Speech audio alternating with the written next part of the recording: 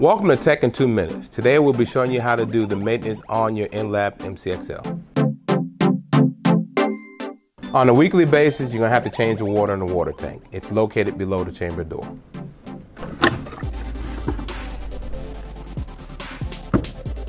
So you have this cap removal tool. I would use this if I needed to, depending on who put it on there. To loosen the cap.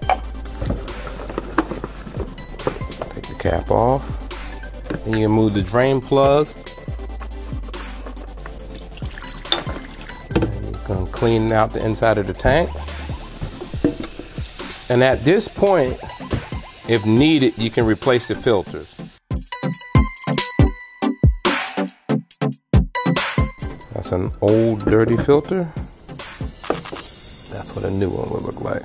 You need to make sure that you emphasize that there's a spring in there. You have to replace the filter. You want to make sure it's not all twisted up. And I would put some water in. I don't fill it all the way up because they say at this point, I'm going to measure out 75 milliliters of Denatec. I'm going to pour the Denatec in, then I would add the rest of the water.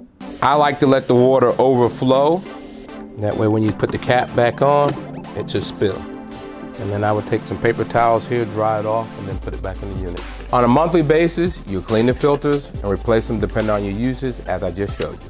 After that, you're gonna want to check the spray ports. You'll hit the pump button. Water should start spraying from the water tank, and it should be hitting the birds.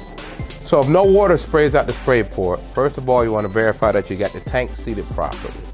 And still at that point, if no water spraying, go ahead and get in touch with your local service rep. Another thing you have to do every month is clean your block chuck. So you have your cleaning kit from your annual PM. You will take out the long Q-tip. Going to remove the sleeve.